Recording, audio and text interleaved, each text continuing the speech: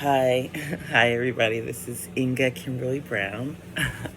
um, okay, so I wanted to talk about um, how the DEIB, diversity, equity, and inclusion and belonging, and UDL complement each other. Well, universal design for learning, its whole approach is inclusion. Its approach is belonging. Its approach is finding the tools to teach everyone, even if they learn differently and at different moods, they can still learn together in the same space. Also, UDL is it just I think it also approaches different ways students learn, and the fact that not everything is happening at the same time. Even if they were a great learner last year, today they may be a struggling learner because of a home life or things that may come into their sphere, like bullies.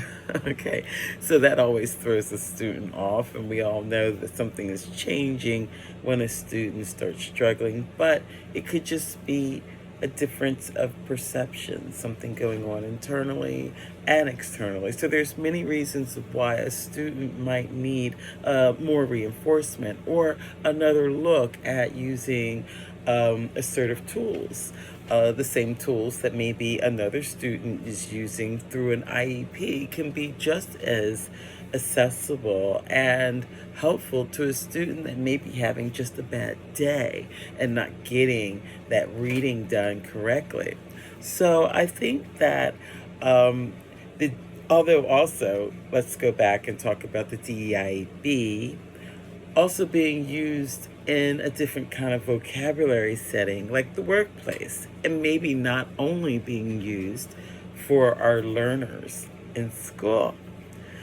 So I think that that's interesting. It's all very interesting stuff about diversity and equity and inclusion and belonging and vocabulary and different ways that we use this, different standards or different structures that we're using. Actually, they all have sort of the same standards, but different structures that we're using them. I think the same thing with differentiated learning.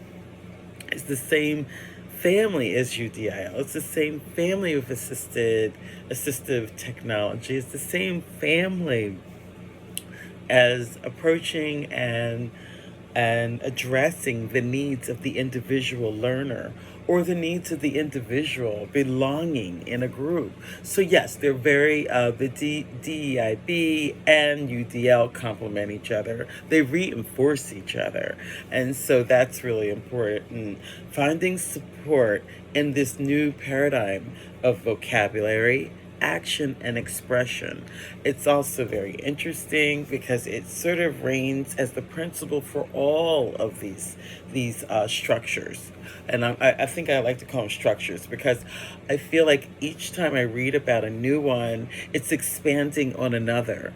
Being able to address the immediate problems and removing barriers in the classrooms without having to exactly get an IEP for that student or an assistive technology. I mean, at some point, some of these assistive technology tools have to be accessible for all students because at different times in their lives or academic lives, they may need that or not need it, progress or grow out of it or to onto a different level, which is all hopeful solutions. Okay, thank you, and I hope I've answered that question, and I hope you all understood how I believe DEIB, which is diversity, equity, and inclusion and belonging, and UDL complement each other. They do. They reinforce each other's beliefs and structures, widening the gap even from employee to student. Okay, thank you. All right, bye.